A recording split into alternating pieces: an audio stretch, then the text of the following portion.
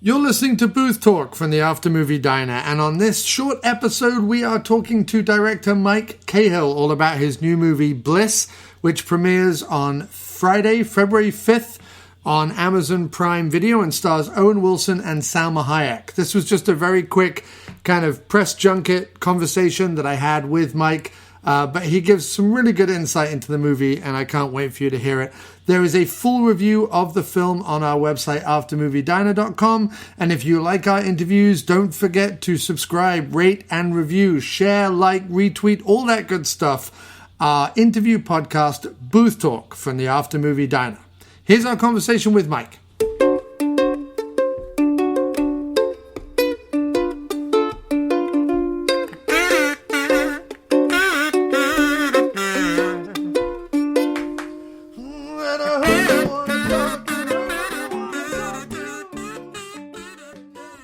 All right. Hi, Mike. Pleasure to be talking to you today. How are you doing?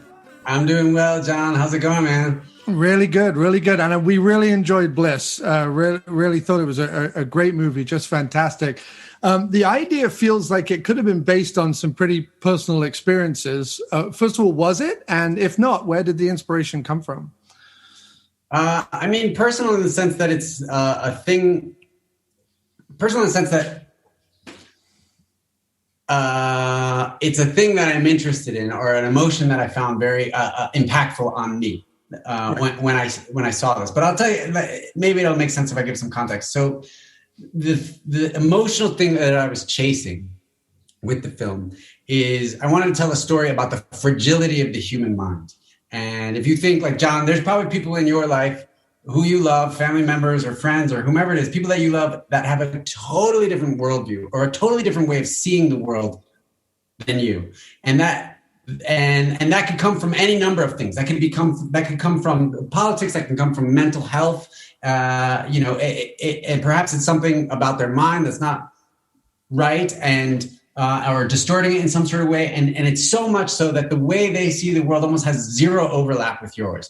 The way they see the world is infused, is rich with detail, but it's infused with their inner emotional landscape that's like sort of projecting this version of the world. And so there's like it's hard to reach each other. It's hard to see eye to eye, or it's hard to connect.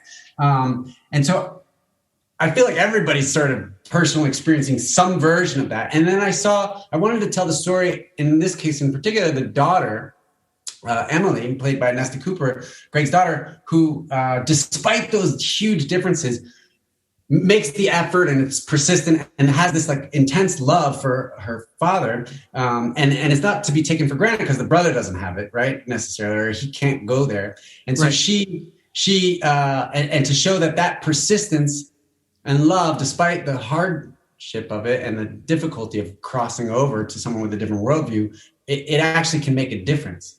And then I took that idea, which is an emotional one, and I combined it with all the intellectual nerdy stuff that I love, like simulation theory and, infinite regress paradox and like all these science fiction ideas. And I turned the idea of two different worldviews into two different literal worlds. But at the core, I feel like that emotional reaching out to someone who's lost to another world is a very beautiful part about what a very beautiful thing that a human can do for another human. And then also the idea of Greg and Isabel, it's a love story where really they're two people who do see the exact same world, right? Their views totally overlap. Yeah. And so basically the whole idea is to construct this metaphorical story using science fiction, but to look at that core emotional idea and allow the audience then to be able to project whether it's drugs, whether it's mental health, whether it's politics, whether it's climate change, whatever it is, where you find yourself on a way different side, ideological side as somebody else that you love.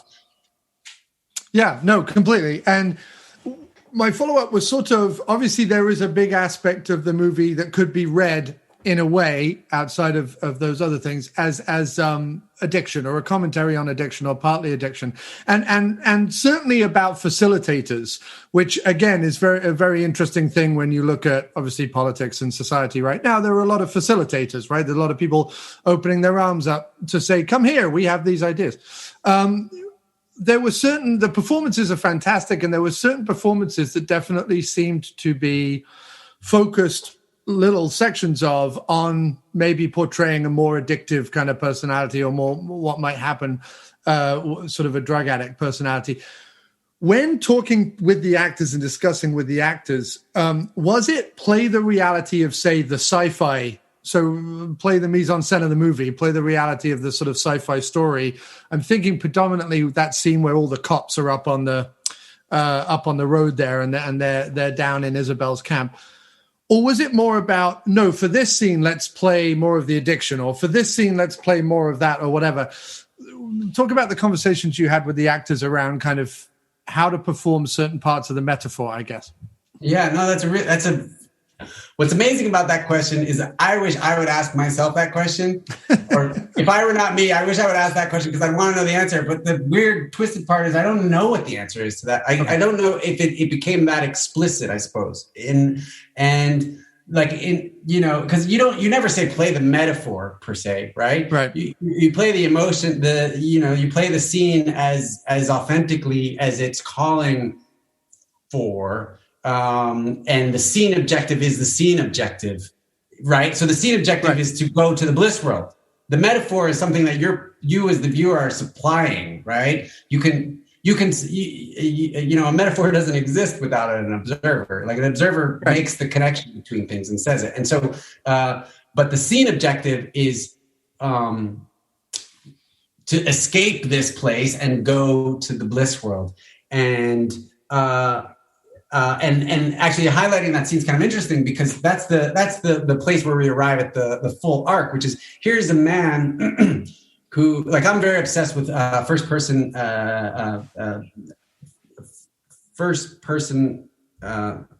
point of view told through an emotional perspective. So like everything the protagonist is feeling, I like to enhance that so we don't feel. I don't like dramatic irony, for example. I don't like separate. I don't like the audience knowing more than the character. I like to be with the character all the way along, and that creates really unusual scenes, like the scene outside the roller disco when they see each other, when he sees himself in the back of the police cars, or whatever, which is very.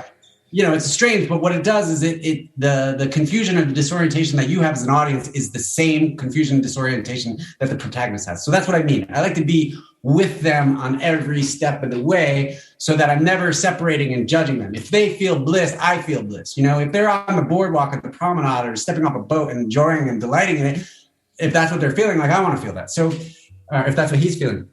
But that scene in particular, the climax, is the arc of here's a man who's chasing some sort of idea of paradise or perfection or numbness or escapism or whatever, supply the definition of bliss, whatever, and then and paradise or whatever.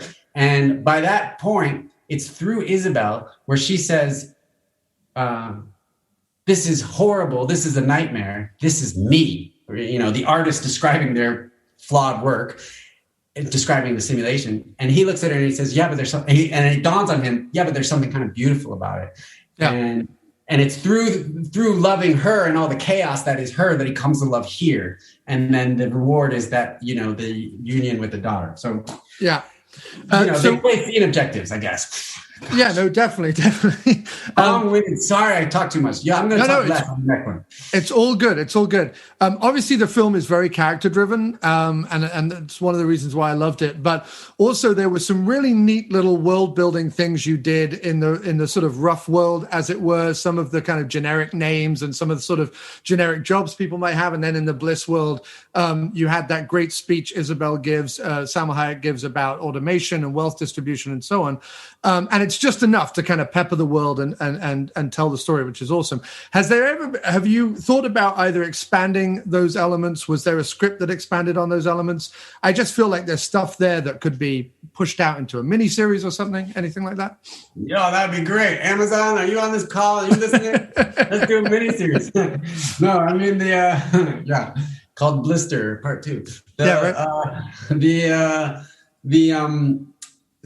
stuff. In movies, you think about all the different movies that try and portray a utopia. Usually it gets flawed, or there's some problem with it. It doesn't, the kicking the tires test doesn't always work, or it ends up bad. And when